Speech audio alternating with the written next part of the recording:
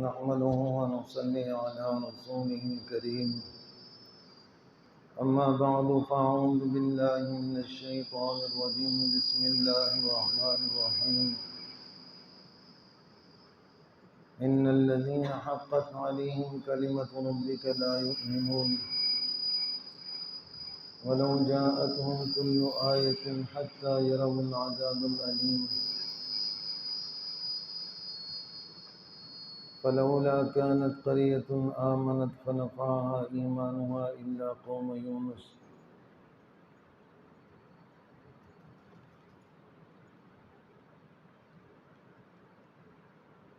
بسم الله الرحمن الرحيم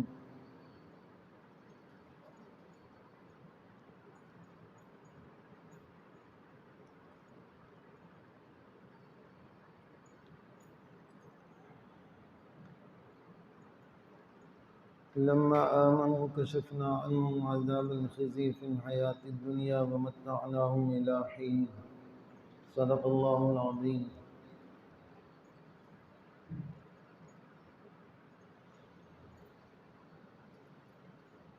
اللہ پاک کا یہ قرآن آخر اللہ کی کتاب ہے اور اللہ کے 100 نام ہیں. حدیث میں آتا ہے 1000 سے اوپر اللہ کے نام ہیں، 100 تو مشہور ہے، اس سے بھی زیادہ ہے. اور اللہ کی صفت حی قیوم بھی ہے، اللہ زندہ ہے، قائم ہے، اللہ کسی کا محتاج نہیں. اللہ رب العالمین نے اپنے بندوں کے لیے یہ کتاب اتاری ہے. اللہ کا یہ دین اور یہ کلمہ لا الہ الا اللہ سدا بہار ہے، موسمی نہیں ہے. اور ایمان والا مسلمان بھی سدا بہار ہے، موسمی نہیں ہے. نہ ہم موسمی ہیں نہ ہمارا دین موسمی ہے کہ کبھی محرم آیا تو دین زور پکڑ گیا اور ابھی مہینے بعد ربیع الاول آئے گا تو دین زور پکڑ گیا، پھر پتہ نہیں یہ دین کہاں سے آیا تھا کدھر چلا گیا. اگر مسلمان ہے تو موسمی نہیں ہے، سدا بہار ہے، اور اس کا دین اور اس کا کلمہ سدا بہار ہے. مسلمان موسمی نہیں ہوتا. موسموں کا کام آنا جانا ہے. مسلمان آفاقی سوچ کا مالک ہوتا ہے، اس کی نظر پورے عالم پر ہوتی ہے، اور مسلمان تنگ نظر نہیں ہوتا. یہ جو ہر جگہ ہم تنگ نظر ہیں اس کی وجہ یہ ہے کہ ہمارے اندر اسلام برائے نام ہے، ہم صرف لفظوں کے قائل ہیں. اور آج کے مسلمان جتنے مغرب زدہ لوگوں سے متاثر ہیں اور ان کے سکالر ہونے پر فخر کرتے ہیں، اور ان کو اسلام، ان کے منہ سے اگر لفظ اسلام نکل آئے تو بڑے خوش ہوتے ہیں اور ان کو اپنا پیشوا، نمونہ اور آئیڈیل سمجھتے ہیں. اس کی وجہ یہ ہے کہ آج کا مسلمان موسمی ہے اور آج کا مسلمان غلامانہ سوچ کا مالک ہے. جبکہ مسلمان غلامانہ سوچ کا مالک نہیں ہوتا، مسلمان آفاقی نظام، آفاقی سوچ کا مالک ہے. ہم ہر اعتبار سے کمزور ہیں، اس لیے ہم کلمہ اسلام پڑھنے کے اعتبار سے بھی کمزور ہیں. اگر کوئی مشرکین مکہ کی وہ تاریخ پڑھے جب رسول خدا صلی اللہ علیہ وسلم نبوت کا اعلان کر چکے تھے، تو ابو جہل اتنی سخت تقریریں کرتا تھا. ظاہر ہے وہ عربی النسل تھا، عربی تھا، اور اس کی عربیت بڑی مضبوط تھی. اور وہ جب مکے کے چوکوں پہ محمد مصطفیٰ صلی اللہ علیہ وسلم کے خلاف تقریریں کرتا اور وہ کہتا ہے دیکھو اس کو ہم نے پالا، یہ محمد صلی اللہ علیہ وسلم بچہ تھا تو ابھی پیدا نہیں ہوا تھا تو ہمارا بھائی فوت ہو گیا، اور پھر یہ ہمارے باپ کے ساتھ پھرتا رہا، پھر ہمارے بھائی عبد المطلب نے اس کو سہارا، ابو طالب نے اس کو سہارا دیا. یہ ابھی 6 سال کا تھا تو اس کی ماں چلی گئی، ہم نے اس کو پالا پوسا. یہ ابو جہل کی تقریر ہوتی. آج جب یہ کسی قابل ہو گیا تو آج نہ اس کی ماں ہے، نہ باپ ہے، نہ اس کا چاچا ہے، تو ہمیں ہی ہمارے خلاف کھڑا ہو گیا. ہمارے خلاف کھڑا ہوتا تو خیر تھی، ہمارے دین کے خلاف کھڑا ہو گیا. کتنا مشکل تھا رسول اللہ صلی اللہ علیہ وسلم کے لیے یہ سارا سلسلہ اور یہ سارے چیلنج. اور جب لوگ اس کی گفتگو سنتے تو متاثر ہوتے اور واقعی سمجھتے کہ جس بندے کے خلاف یہ کہہ رہا ہے وہ واقعی بڑا کوئی ایسا بندہ ہے کہ جس نے کسی کی قدر اور لحاظ نہیں کی. لیکن میں نے عرض کیا مسلمان موسمی نہیں ہوتا، نہ ہمارا کلمہ موسمی ہے. مسلمان آفاقی ذہن اور سوچ کا مالک ہے. مسلمان ایک نظریے کا حامل ہے. آج کا مسلمان یہ کہتا ہوا آپ کو ملے گا جی میرا اوپن مائنڈ ہے، میں سب کو سنتا ہوں، میں سب کو لیتا ہوں. اصل بات یہ ہے کہ اوپن مائنڈ نہیں ہے، احمق ہے پرلے درجے کا. جس کوئی بندہ کہے کہ یار میں جو چیز میں نے کھا لیتا ہوں، میں نے کبھی پرواہ نہیں کی، تو بندہ یہ سوچے کہ شاید حلال حرام کی پرواہ نہیں کرتا. لیکن موقع پر جب کھاتے دیکھا تو دیکھا کہ روٹی ہو تو وہ بھی کھا لیتا ہے، گھاس مل جائے تو وہ بھی کھا لیتا ہے، پتے ہو تو وہ بھی کھا لیتا ہے. تو وہ کوئی بندہ نہیں ہوگا، وہ انسانی شکل میں کوئی جن ہوگا. پتہ نہیں کیا بلا ہے، جن بھی یہ کام نہیں کرتے. تو صحابہ کرام کے بارے میں جو فرمایا کہ تم میری امت، میرے صحابی جس کی بھی پیروی کرو گے تم کامیاب ہو جاؤ. اس کی وجہ کیا ہے کہ سارے صحابی ایک فرد کی طرح تھے. وہ اطاعت اور اتباع کے اندر سارے کے سارے حضور علیہ السلام سے باہر نہیں تھے. جو دین جناب رسول اللہ صلی اللہ علیہ وسلم نے بتایا اس دین کو انہوں نے لیا. ایک دن بھی انہوں نے ابو جہل سے اپنے آپ کو متاثر نہیں ہونے دیا، اور ابو جہل کی تقریروں سے اپنے آپ کو پریشان نہیں ہونے دیا. نہ وہ کسی دوسرے کے قائل ہوئے. شعر و شاعری کا زمانہ تھا، لوگ بڑی بڑی باتیں کرتے تھے، بڑے بڑے قصیدے اور اشعار لکھتے اور پڑھتے تھے، بڑے بڑے مرثیے تھے، لیکن وہ صرف ایک ہستی کے پیچھے چل رہے تھے جن کا نام محمد مصطفیٰ صلی اللہ علیہ وسلم. ان کی بات سنتے تھے، ان کے پیچھے چلتے تھے. اس لیے 1,24,000 صحابہ کرام رضوان اللہ علیہم اجمعین کے بارے میں حضور علیہ السلام نے فرمایا اصحابی کالنجوم، میرے صحابہ ستاروں کی طرح ہیں. فَبِأَيِّهِمْ اقْتَدَيْتُمْ اهْتَدَيْتُمْ، جس کے پیچھے چلو گے کامیاب ہوگا. اگر صحابی اوپن مائنڈ ہوتا اور ہر کسی کی سنتا وہ صحابی نہیں بن سکتا. وہ صحابی تبھی بنا جب صرف حضور پاک صلی اللہ علیہ وسلم کی سنتا.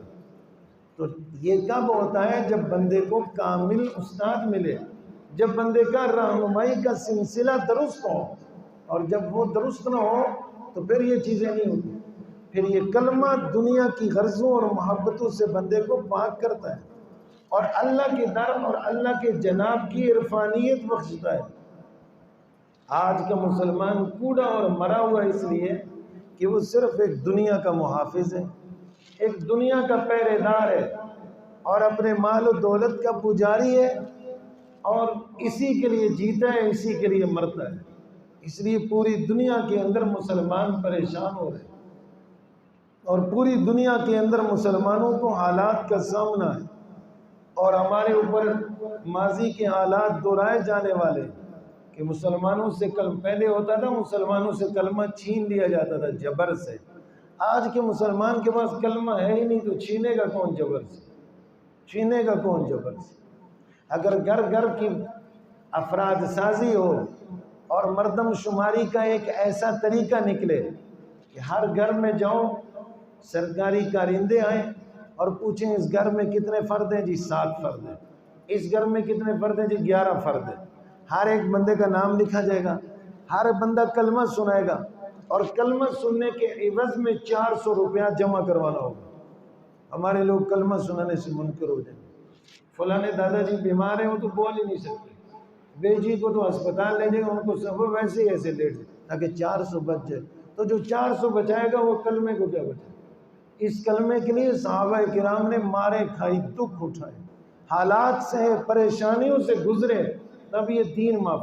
وہ تھوڑے ضرور تھے لیکن کوڑے نہیں تھے، وہ تھوڑے ضرور تھے لیکن بے ایمان نہیں تھے، وہ تھوڑے بڑی شدت کے ساتھ تھے لیکن مخلص تھے، وہ سچے سچے اور طلبگار تھے. آج مسلمان بے شمار ہیں لیکن طلبگار نہیں ہیں. ان کو دین کی طلب نہیں ہے، دین کی تڑپ نہیں ہے، ان کے اندر دین کیا شوق اور اشتہا نہیں ہے.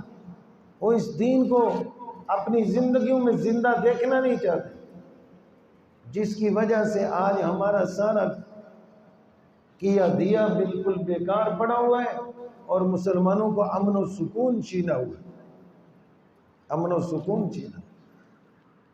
مسلمانوں نے جو کفار کے خلاف جنگیں لڑی وہ اس لیے لڑی کہ وہ اپنے ایمان میں پورے تھے۔ آج مسلمانوں کو مختلف طرح سے جکڑا جا رہا ہے، مہنگائی کے اندر بجلی سے ہی لوگ فارغ نہیں ہیں، بل دینے سے بجلی یہ چور اور بے ایمان استعمال کرتے ہیں، یہ دنیا دار بڑے بڑے بے ایمان فراڈی ہیں، بل غریبوں سے لیتے اور یہ جا کے بل جمع کرواتے ہیں عبادت سمجھ۔ یہ تو حال ہے اس ملک کا۔ موت کے بعد تو انشاءاللہ ان کا برا حال ہوگا، بلکہ موت ہی ان کی بری طرح سے ہوتی ہے، لیکن وہ دیکھے گا کون؟ لیکن مسلمانوں پر بھی افسوس ہے، اور یہ سارا کچھ مسلمانوں کو مار ہے، اس لیے کہ مسلمان بھی اللہ کے دین کی قدر نہیں کرتے، مسلمان بھی اللہ کے دین کی طرف متوجہ نہیں ہوتے، ان کو شوق نہیں۔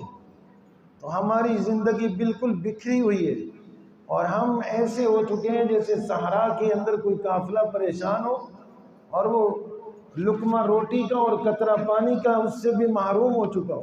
آج افسوس مسلمانوں کی یہ حالت ہے، اور اس حالت کی وجہ سے مسلمان برباد ہیں اور مسلمان تباہی کا شکار ہے۔ تو اللہ فرما رہے قل، آپ پیغمبر علیہ السلام فرما دیجئے انظروا ماذا فی السماوات والارض، تم زمین و آسمان کے اندر غور تو کرو، زمین و آسمان کے اندر دیکھو تو صحیح، وما تغنی الآیات والنذر عن قوم لا یؤمنون، وہ قوم جس نے ایمان ہی نہیں لانا، جن لوگوں کا دین ابھی تک ان کی زندگیوں میں زندہ نہیں ہوا، عمریں گزر گئی ہیں، مسلمان کہلواتے ہیں ہم، لیکن ہمارے گھروں میں دین زندہ، گھروں کے گھر بے نمازی ہے، گھروں کے گھر بے دین ہے، گمراہی میں ہے۔ تو اللہ کہتے ہیں وما تغنی الآیات والنذر، ان کو ڈرائی جانے والی باتیں اور اللہ کے احکام کو فائدہ نہیں دیتے، کیونکہ ان قوم، اس قوم کے لیے یہ ایسی قوم ہے لا یؤمنون، جو ایماندار نہیں، ان کے اندر ایمانی شوق، ایمانی لذت اور سرور نہیں، ایمان کی قدر نہیں ہے کہ یہ کلمہ کتنی بڑی نعمت ہے، یہ کلمہ کتنی بڑی سعادت ہے، اور اس کلمے کے پیچھے کتنی بڑی قربانیاں ہیں، اور یہ کلمہ چھوڑا نہیں جا سکتا۔ اللہ تعالیٰ نے سورہ فتح میں صحابہ کے بارے میں فرمایا وَأَلْزَمَهُمْ كَلِمَةَ التَّقْوَى، ہم نے ان کے ساتھ تقوی کا کلمہ لازم کر دیا، الزمہم لازم کر دیا اس نے ان صحابہ کے ساتھ کلمۃ التقوی، تقوی کا کلمہ۔ اور مفسرین فرماتے ہیں کلمۃ التقوی سے مراد کلمہ لا الہ الا اللہ محمد الرسول اللہ، یعنی صحابہ کے ساتھ کلمہ لازم ہو گیا تھا، اللہ نے یہ کلمہ صحابہ کے دل میں اتار دیا تھا، ان کے رگ و ریشے میں یہ کلمہ اترا ہوا تھا، جو آج ہماری زبانوں پر جاری نہیں ہوتا۔ آج مسلمانوں کو کلمہ پڑھنا نہیں آتا، مسلمانوں کو کلمہ مسلمانوں کا ٹھیک نہیں ہے، تو اتنی بڑی نماز کیسے ٹھیک ہو؟ مسلمانوں کی نماز میں صفیں ٹھیک نہیں ہے۔ تو ایمانداروں، ہم نے مرنے کے بعد کیا کرنا ہے؟ ہم تو کچھ بھی نہیں کر سکتے، اس لیے اللہ رب العالمین فرما رہے ہیں کہ ہم نے کلمہ ان کے ساتھ خاص، جب تک کلمہ ساتھ نہیں ہوتا، یہ کلمہ دل میں، یہ کلمہ شور کرنے سے نہیں آتا کہ کوئی ویسے بن کے بیٹھ کے پڑھتا رہے۔ ہر بدفعل، بد کردار، گمراہ شخص، بہکی بٹکی ہوئی زندگی، بے دینی اور غیر شرعی کی زندگی کو شریعت کے مطابق لانے کی فکر پیدا ہو جائے تو سمجھو دل میں کلمہ ہے، اور زندگی بے راہ رو ہے، آزاد منش ہے، اور دین بے دینی کا کوئی لحاظ نہیں ہے، بلکہ دنیا کے مفاد کی خاطر دین کو خود پیچھے ڈال دیتا ہے، تو سمجھو کلمے سے محروم ہے۔ یہ جو اس کی زبان پر جاری ہے کہ لا الہ الا اللہ پڑھتا ہے، یہ ویسے ہی ہے، یہ موت سے پہلے اللہ چھین لے گا، یہ موت سے پہلے چھین لیا جائے گا، اس لیے کہ اس کلمے کی قدر نہیں ہے۔ اگر یہ کلمہ دل میں اترا ہوا ہوتا تو ہماری زندگی درست ہو جاتی، ہم گناہ اور نافرمانی کی زندگی میں نہ پڑتے۔ آج یہ پورا معاشرہ گناہوں کے اندر پڑا ہوا ہے، اور بری بری بیماریاں اور فتنے مسلمانوں کے اندر پڑے ہوئے ہیں۔ یہ چیزیں مسلمانوں کو آخر کب سمجھیں؟ عقائد ہمارا سب سے بنیادی مسئلہ ہے کہ مسلمان اپنے عقیدے کا درست ہو، مسلمان کو اپنے خدا کا پتہ ہو، مجھے اللہ نے پیدا کیا، میں اللہ کی مخلوق ہوں، میرا اللہ کے ساتھ کیا عقیدہ نظریہ۔ اس وقت تک بندہ نمازی نہیں ہو سکتا جب تک اس کا کلمہ درست نہ ہو، جب تک اس کا عقیدہ درست نہ ہو۔ وہ انبیاء کے بارے میں سمجھتا ہوں کہ انبیاء کے بارے میں میرا کیا عقیدہ ہے کہ وہ اللہ کے برگزیدہ بندے ہیں، وہ اللہ کے پیغام رساں ہیں، وہ خالق و مخلوق کے درمیان رابطہ ہے، وہ اللہ نہیں ہے، اللہ ہی اللہ ہے، وہ اللہ کی مخلوق ہے، اللہ کے پیغام رساں ہیں، پاک باز ہے، معصوم ہے، بالکل محفوظ ہیں، ان سے خطا نہیں ہو سکتی۔ ایسی محفوظ مخلوق ہے انبیاء کرام علیہ السلام، اس کو پتہ ہو۔ صحابہ کرام پاک باز لوگ ہیں، صحابہ کرام کی دیانت عدالت پر کسی کو شک نہ ہو، اولیاء کرام اللہ کا مخصوص گروہ ہیں۔ جب مسلمان ان چیزوں کو نہیں سمجھے گا تو کون سمجھے گا؟ یہ محرم آتا ہے تو ہمیں افسوس ہوتا ہے، ہمارے معاشرے کے لڑکے، ہمارے مسلمان لڑکے، یہ پتہ نہیں ان کو کیا وجہ ہے، ہمارا مسلمان لڑکا سبیلے لگا کر محرم میں صرف قبر پہ جاتے، پورا ملک 9-10 محرم کو قبرستان میں ہوتا، قبروں پہ مٹی ڈالی جاتی، قبروں پہ پانی ڈالا جاتا۔ 100 دفعہ بتایا کہ بندے کے بچوں یہ کام اسلام سے تعلق نہیں رکھتا، یہ محض بے دین لوگوں کا کام ہے۔ تم پورے 10 مہینے جاؤ قبروں پر، مٹی ڈالو، ان کا خیال رکھو، وہاں دعائیں کرو، لیکن محرم میں قبروں پر جانا باطل لوگوں کا کام ہے۔ وہ غلط جانسا دیتے ہوئے جاتے ہیں، سبیلیں لگاتے ہیں، لیکن مسلمان کو سمجھ نہیں ہے، یہ بھی انہی سبیلوں کے پیچھے پڑو۔ تمہاری اس سبیل سے خدا راضی نہیں ہوتا، ناراض ہوتا ہے۔ لیکن ایک بندہ بھی ایسا نہیں ملا کہ جس کو بتایا تو اس نے یہ کہا کہ یار شکریہ آپ نے بتا دیا۔ کتنوں نے مجھے روکا، میں نے ان کو سمجھا کہ ٹھیک ہے جی آپ نے نہیں پینا تو آپ جائیں۔ ان جانوروں کو کسی مسلمان گھرانے میں اگر پیدا ہوئے ہوتے تو ان کو یہ سمجھ آتی کہ یار کوئی ہمیں بات بتا رہا ہے۔ یہ مغرب کے پرستار یہ ٹی ویاں ڈرامے دیکھ کر، یہ سوشل میڈیا کے اوپر بازاریوں کو سن کر انہوں نے اپنا دین قائم کر لیا۔ پھر 9 اور 10 پچھلے سال جب محرم گزرا تو میرے دل میں یہ فکر پیدا ہوئی کہ میں آئندہ جب یعنی یہ جو محرم آیا تو میرے دل میں تھا محرم سے 3 مہینے پہلے میں محرم پر بیان شروع کر دوں، لیکن میرے ذہن میں نہیں رہا، میری بھی یہ لیکن کس نے سننی تھی؟ روٹیاں پکا کے ایک دوسرے، ویسے کوئی مرتا مر جائے پانی کا گھونٹ نہیں پوچھیں گے، لیکن 10 محرم کو برائنڈر مرغے کی ایک چانپ اور 2 سیسی شربت اور تھوڑا سا گھونٹ ایک شوربہ، ایک پرانی سی ڈش میں ایک سڑی ہوئی روٹی پرانے کپڑے میں لپیٹ کے دروازہ کھٹکائیں گے کہ حسین کا تعزیہ نکال کے آئے۔ ایسے بے ضمیر مسلمان، آپ یقین مان کہ ہم سب کا حال ہے، ہم دینداروں کے خاندانوں میں بھی یہ حال۔ کیوں ہمارے مذہبی لوگ یہ مسئلے نہیں بتاتے؟ میں خود مذہبی گھرانے کا ہوں، نہیں یہ باتیں بتاتا، ہم نے صدا دیکھا نہیں یہ بات کہتے کیا ہے، بزدل ہے، دین کے ساتھ دشمن ہے۔ ویسے اپنے آپ کو دین کا خادم کہتے ہیں، جی دین کی خدمت، تم خاک خدمت کر رہے ہو، تم خاک خدمت کر رہے ہو۔ اپنے آپ کو داعی اتحاد امت لکھتے ہیں کہ ہم داعی اتحاد امت ہے، نہ تم شرک نہ بدعات خرافات تم خود کھڑی کرو اور ان کے تم معاون بنو اور ان کے دست راست بنو، تم کیسے اتحاد داعی اتحاد امت؟ افسوس مسلمان آخر کہاں ان مسلمانوں سے کوئی توقع ہے؟ میں افغانستان کی اس بڈھی اماں پہ حیران ہوں، جب امریکہ آیا تو وہ اپنے دوپٹے میں 9 گولیاں یا 11 گولیاں دوپٹے میں لپیٹ کے لائی ہے اور اپنے بیٹے کو کہتی ہے جو طالبان کے ساتھ کہ نیٹو کے سامنے جھکنا نہیں ہے، یہ بیٹا میرا گولیاں ہیں، تم نے ان کے ساتھ لڑنا ہے۔ وہ بڈھی اماں کا دماغ ہے یا نہیں ہے؟ لیکن یہی اصل دماغ والے لوگ تھے، یہی رب والے لوگ تھے، یہی کمال کے۔ وہ بھائی 58 ملک اور 9 گولیاں، اگر آج کا یونیورسٹی کا پڑھا ہوتا اور یہ آج کا سوشل میڈیا پر بیٹھنے والا ہوتا تو کہتا اماں تم مروانے لگی ہے، ادھر جدید اسلحہ، میرے پاؤں میں جوتی نہیں، ہاتھ میں 9 گولیاں، لیکن غیرت تھی، ایمان تھا۔ ہماری قوم تو بے ضمیر ہو چکی ہے، یہ ایسے پتھر دماغ ہیں، ان کے دلوں میں بات نہیں اترتی۔ تمہارے ٹھنڈے شربت کے گلاس کا حضرت حسین رضی اللہ عنہ کو کیا فائدہ؟ حضرت حسین رضی اللہ عنہ کو کیا فائدہ؟ ان کو کیا ملتا ہے؟ لیکن افسوس ایسے پتھر ہے، نہیں سمجھ۔ اگر افغانستان میں سارے افغانی باغ آتے، جیسے بہت ساروں نے ہجرت کی ہے وہاں سے، جب امریکہ آ گیا، روس آیا تب بھی ہجرت کی، اگر اب امریکہ کے آنے پر ایک بھی نہ رہتا، نہ کوئی مولانا رہتا، نہ کوئی عوام رہتے، تو دنیا بھر میں کوئی ان کی ملامت کرتا؟ کوئی نہ کرتا۔ سارے کہتے یار ان کا کیا قصور ہے، یار اکیلا ملک تھا، کسی اسلامی ملک نے ان کا ساتھ ہی نہیں دیا، یار یہ کیا کرتے یار، آخر مجبور۔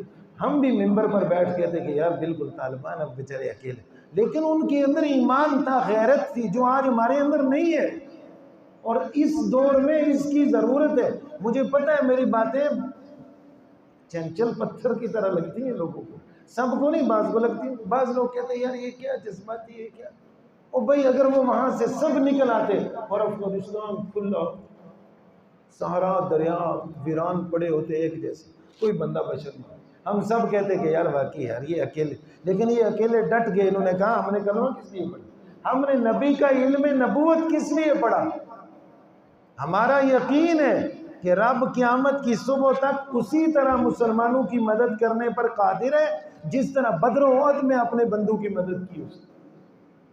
تو یہ قرآن کو صرف اس لیے نہیں ہے کہ اس کا ترجمہ ورجمہ کر دو اور اس کا صیغہ وغیرہ نکال دو اور اس کی ضمیریں ظاہر کر دو اور مفسرین کے چند اقوال بیان کر دو۔ یہ قرآن انسان بنانے کے لیے کہ معاشرہ انسان بن جائے، انسان بن جائے۔ اور ہمارا مسلمان ہے وہ کالا لباس پہنتا، بھئی ہمارا کالے لباس سے پورا سال کوئی تعلق نہیں ہے، بھائی پورا سال کوئی تعلق، ہمارا کالے لباس سے کیا تعلق؟ ہم مسلمان ہیں، کلمہ گو، سفید لباس رسول اللہ صلی اللہ علیہ وسلم نے پسند فرمایا، چلو کوئی اور پہن لو، لیکن یہ باتیں ہمارے معاشرے میں کوئی نہیں۔ جس چیز کی وجہ سے آج ہم دین سے نکل گئے، ہمارے اندر کیا دین ہے، ہمارے اندر کون سی فکر آخرت ہے؟ اس مسجد سمیت جس میں جو یہ بچے کیسے ہیں، مسلمانوں کے بچے ہیں کہ ادھر شور شرابہ کرتے، گلوں میں کوئی تعلیم تربیت ہو تو پھر کوئی فکر آخرت کی بات ہو تو ہے نا۔ نسلیں بس بڑھ رہی ہیں اور ان کو کوئی بتانے والا نہیں، ان کو کوئی بیدار کرنے والا نہیں۔ تو امت مسلمہ ضرورت اس بات کی ہے کہ ہم جاگ جائیں، ہم جاگ۔ دشمن ابھی تک ہمارے علاقوں میں کو داخل نہیں ہوا، لیکن وہ اپنے نظریات کے اعتبار سے ہمارے دماغوں اور جسموں پر چھا چکا ہے، وہ ہم پر غالب ہے ہر اعتبار سے، جب چاہے وہ ہمارے آ کے گردن پہ پاؤں رکھ لے، ہم بولنے کی سکت نہیں رکھتے۔ تو اللہ کہتا ہے کہ تم ان آیات اور ان فکری باتوں سے ان کو ڈراؤ جن میں ایمان ہو۔ یہ وہ قوم ہے کہ عن قوم لا یؤمنون، نہ ان کے اندر ایمان ہے، نہ ایمان کی فکر ہے، نہ ایمان کا لحاظ ہے، نہ ایمان کی قدر ہے، نہ ایمانی اقدار ہے ہمارے اندر۔ ہماری قوم رسوا ہو رہی، ہم بری طرح سے برباد ہو رہے۔ فَهَلْ يَنْتَظِرُونَ، اللہ کہہ رہے ہیں کہ یہ لوگ جتنے بھی ہیں انتظار اس بات کا کر رہے ہیں إِلَّا مِثْلَ أَيَّامِ الَّذِينَ خَلَوْا مِنْ قَبْلِهِمْ، یہ چاہتے ہیں کہ جس طرح پہلے نافرمانوں پر عذاب کی چکی چل گئی ان کے اوپر بھی چل گئی۔ اگر یہ نہیں چاہتے تو ایمان پر کیوں نہیں آتے؟ ان کی زندگی فکر سے لبریز کیوں نہیں ہوتی؟ مرنے کے بعد موت، عند الموت ہمارا کیا بنے گا؟ آخر یہ کتاب کا کوئی مقصد ہوگا۔ ایک وقت آئے گا انسان ہوں گے، مسلمان ہوں گے، قرآن مجید لوگ کھولیں گے، یہ گتا اور ورقے ہوں گے صاف، اندر آیتیں نہیں ہوں گی، اللہ علم اٹھا لے۔ جناب رسول اللہ صلی اللہ علیہ وسلم نے فرمایا علماء حق کو یوں چن چن کے مارا جائے گا جیسے باولے کتوں کو مارا جاتا ہے، یہی الفاظ ہیں۔ علماء حق کو قرب قیامت میں یوں چن چن کے مارا جائے گا جیسے باولے کتوں کو مارا جاتا ہے۔ اب بتاؤ باولے کتوں کو کوئی عام بندہ تو نہیں مارتا، سرکاری طور پر اعلان ہوتا ہے کہ جس نے کتا گھر رکھا ہوا ہے وہ باندھ کے رکھے، چونکہ ٹیمیں نکلی ہوئی ہیں جہاں جو کتا ملے گا مار دیا جائے گا، کہیں کسی کا پالتو گھر میں حفاظتی رکھا ہوا کتا نہ مارا جائے۔ اس طرح علماء کو چن چن کے مارا جائے۔ تو آج یہی ہو رہا ہے۔ اب دیکھ، اب کہاں ہے علم کی قدر، علم کی عظمت، علم کا مقام، علم کا مرتبہ، لوگوں میں فکر؟ جس منہ سے دیکھو مسجد، عالم، دین، مولانا، مولوی کی مخالفت۔ تو مسلمانوں میں ہمارا حال اتنا پتلا ہو گیا۔ تو میں نے عرض کیا کہ ہمارے ممبر پر بیٹھنے والے ایسے ظالم ہیں داعی اتحاد امت، داعی اتحاد امت نہیں، امت کو رسوا کرنے والے، باغی اتحاد امت، مفسد اتحاد امت، خامخواہ کے اپنے ساتھ القاب ٹھونسنے والے۔ تو اللہ رب العالمین فرما رہے ہیں ان کو انتظار صرف اس بات کا ہے کہ ان پر وہی عذاب کی چکی کا دورانیہ چل جائے جو پہلے لوگوں پر چل گیا، جو پہلے نافرمانوں پر چل گیا۔ ایک زندہ مسلمان، اس لیے فرمایا، حدیث میں آتا ہے رسول اللہ صلی اللہ علیہ وسلم نے فرمایا مثل الذین، مثال ان لوگوں کی یذکر ربہ، جو اپنے رب کا ذکر کرتے ہیں، مثل الحی، ایسے ہے جیسے مردوں میں زندہ، ومثل الذی لا یذکر ربہ، اور مثال ان لوگوں کی جو اپنے رب کو یاد نہیں کرتے، مثل المیت، ایسے ہے جیسے مردہ۔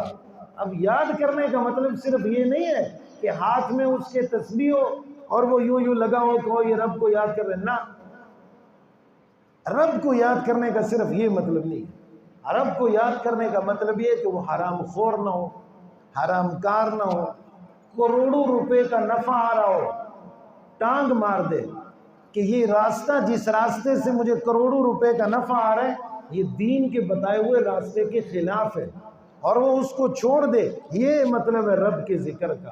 یہ تسبیحات تو یہ بھی ذکر میں، وہ عملی ذکر ہے۔ اگر کمانے میں، آنے میں، کھانے میں، جمع کرنے میں، پہننے میں، معاشرے کے رسم و رواج کو استوار کرنے میں، خرید و فروخت میں، اور زمانے کے رسوم کے اندر بٹنے میں، حلال حرام جائز ناجائز پاک پلید کا خیال نہیں ہے، تو جتنی مرضی تسبیحاں پھیر لے، ایسے ہے جیسے ابو جہل کعبے میں بیٹھے، کچھ بھی کیا ہے ایسے؟ اللہ کا ذکر ہے، اللہ کی طرف متوجہ ہونا۔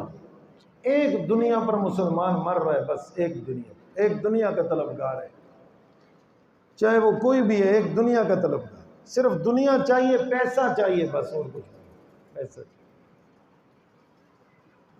بہت بڑے فکر کی بات ہے۔ اللہ کہتے ہیں قل، آپ ان سے پیغمبر فرما دیجئے، فانتظروا، انتظار کرو ذرا، انی معکم من المنتظرین، میں پیغمبر بھی تمہارے ساتھ انتظار کر رہا ہوں۔ دیکھو پھر جب اللہ کی پکڑ آتی ہے تو کیا ہوتا ہے، انتظار کرو۔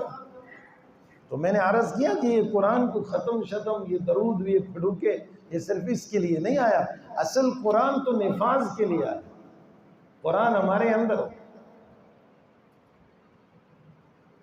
ایسے ایسے طریقے سے ہمارے نوجوان داڑیاں کاٹتے، کسی نے یہاں سے چھوڑی ہوئی ہے ٹھوڑی کے نیچے، کسی نے مکمل کاٹی ہوئی ہے۔ اور ڈنمارک والے اتنے دشمن نہیں ہے جتنے یہ مسلمانوں کے گھر پیدا ہونے۔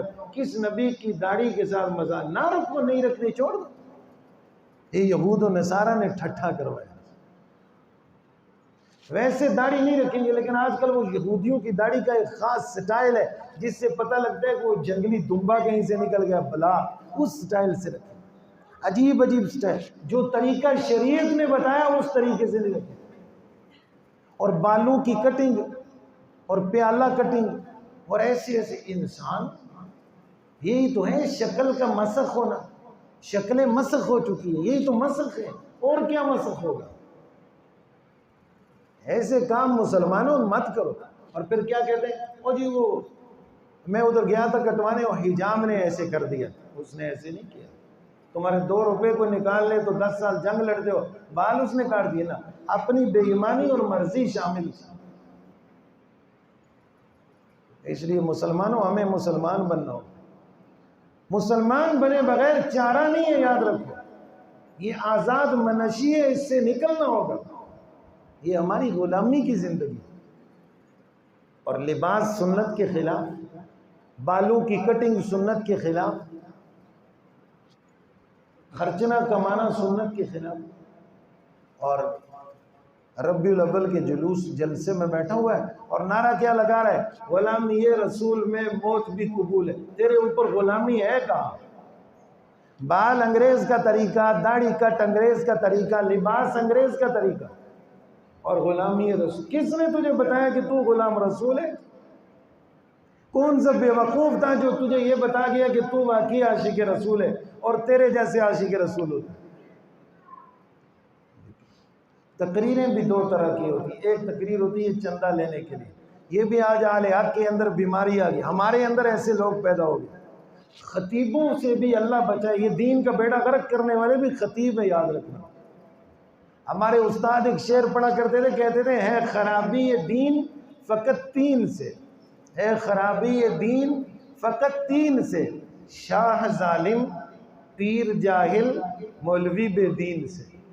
بادشاہ ظالم، شاہ ظالم، پیر جاہل، پیر صاحب ہے جاہل دین جانتی ہے۔ 4 سال پہلے اخبار میں آیا تھا کہ گجرانوالہ میں ایک پیر صاحب فوت ہو گیا، وجہ کیا ہوئی؟ 6 سال بعد نہ آیا ہے، 6 سال بعد اس نے غسل کیے۔ شاہ ظالم، پیر جاہل، مولوی بے دین سے۔ خطیبوں کا ایک ریوڑ ہے، ان کے ساتھ چند لوگ ہوتے ہیں، ان کو کچھ پیسے اپنے پاس سے دیے ہوتے ہیں کہ جب میں فلانا شعر پڑھوں گا، جب میں فلانا جملہ کہوں گا، تم نے پیسے پھینک لیے، پھر سامنے سے بھی شروع ہو گئے۔ یہ کام دین میں کب سے؟ یہ اپنے آپ کو سمجھتے ہیں ہم دین کی خدمت کر رہے۔ ان کو سٹیج پر بٹھانا ایسا ہے جیسے رنڈیوں کو بٹھانا، میرا اور نصیب و لال کو سٹیج پر بٹھانا اور سامنے بیٹھ جانا اور یہ سمجھنا کہ میرا تقریر کرے گی اور میں تقریر سنوں گا، اور سنجے دات کا گانا سننا اور ان کی تقریر سننا، خدا کی قسم ایک جیسی۔ ان کے پاس کون سا دین ہے؟ یہ بیماریاں ہمارے اندر شروع ہوتی ہیں۔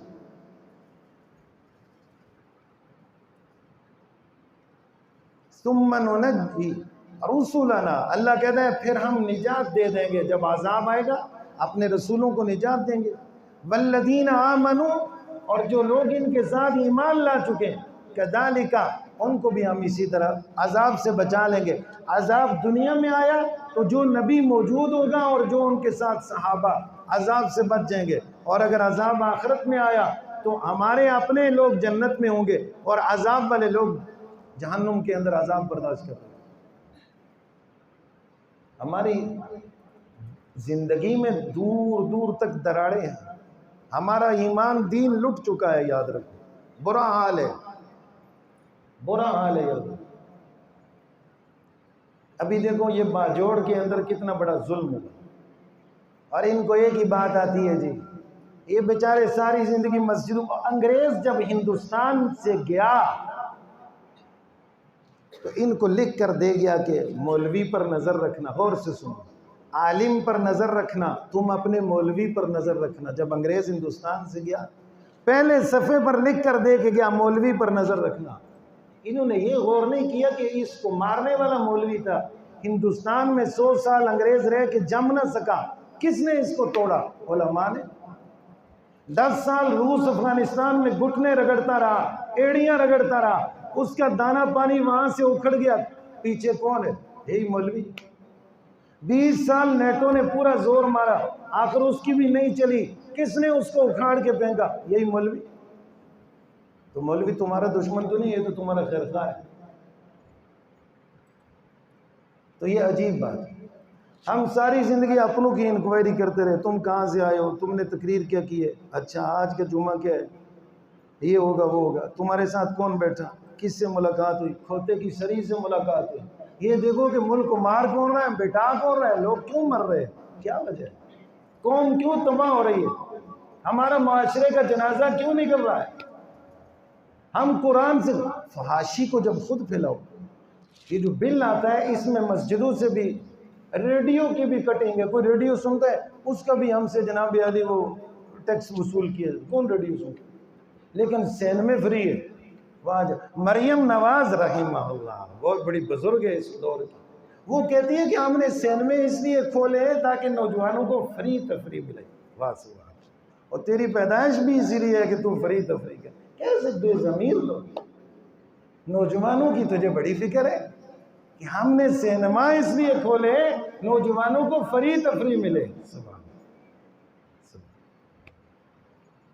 کوئی دور تھا کہ کہتے تھے عورت کی آواز پردہ ہے، اور یہ صاحبہ ملک کے چوک چوک پہ ایسے چیختی ہے جیسے یوسف علیہ السلام کے بعد دین کے محافظ اب کائنات میں یہی بچی ہے اور کوئی۔ انا للہ و انا الیہ، تو اللہ رب العالمین کہہ رہے ہیں حقا علینا ننجی المؤمنین، ہمارے اوپر یہ حق ہے ہم خدا ہیں تو خدا پر یہ حق ہے، ننجی المؤمنین، ہم مومنوں کو نجات دیں گے اپنی ہر گرفت، عذاب اور پکڑ سے۔ اس ملک کی بقا کی دعا کرو، اللہ اس کو محفوظ فرمائے۔ ایسے نادیدہ ہاتھ اور ایسے ظالم چہرے جو چھپ لک کے ہمارے ملک کو اور اس کی ساکھ اور سالمیت کو نقصان پہنچانا چاہتے ہیں، خدا ان کا دو جہان میں کباڑا کرے۔ یاد یہ طریقہ کار تو ہمارے پاس کیا ڈھونڈ دو، ہم تو جو اندر ہوتی ہے وہ باہر نکال دیتے۔ کتا بھی اپنے کوٹھڑے کا خیال کرتا ہے، وہ کون سا ہوگا جو ملک کا باغی ہوگا؟ تو حقاً کذالک، اللہ کہتا ہے اسی طرح ہم ایماندار و انبیاء کی حفاظت فرمائیں گے، اور حقاً علینا ننجی المؤمنین، ہمارے اوپر یہ حق ہے کہ ہم ایمان والوں کو نجات دیں۔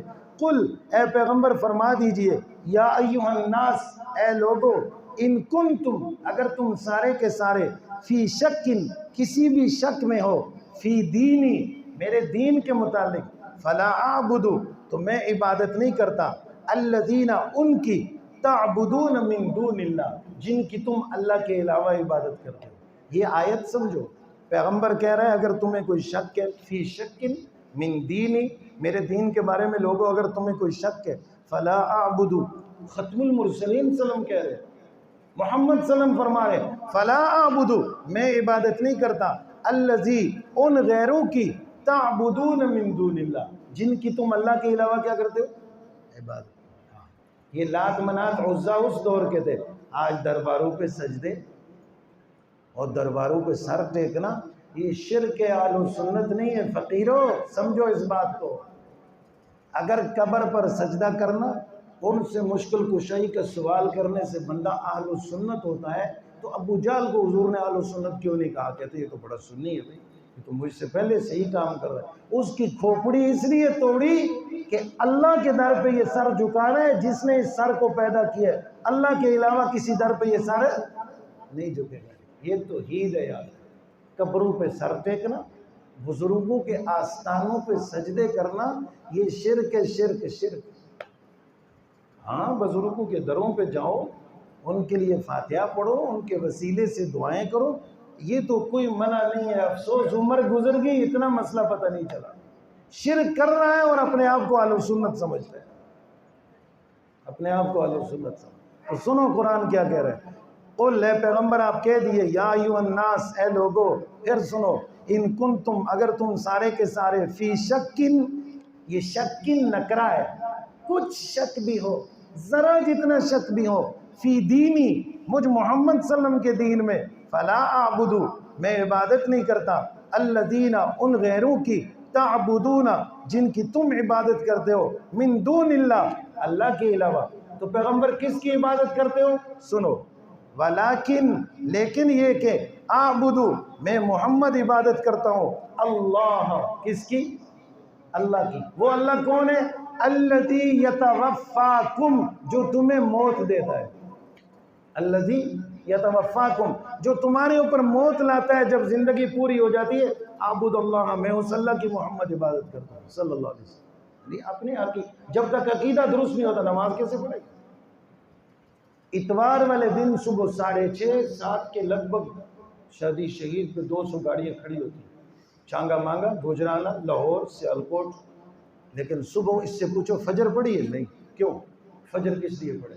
اس کا مشکل کشا ادھر پڑا ہوا ہے، سجدہ کس کو کرے؟ حاجتیں اس کی یہاں سے پوری ہوتی ہیں، دو خدا تو نہیں ہو سکتے نا، ایک ہی ہوتا ہے بس۔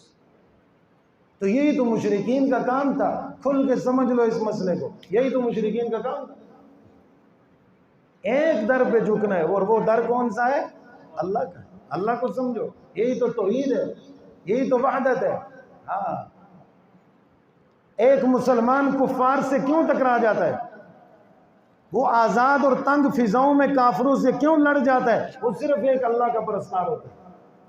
اور در در پہ سر ٹیکنے والا، وہ تو دشمن سے نہیں لڑ، چونکہ وہ لڑے کس لیے؟ اس کو پتہ ہی نہیں اللہ کون ہے۔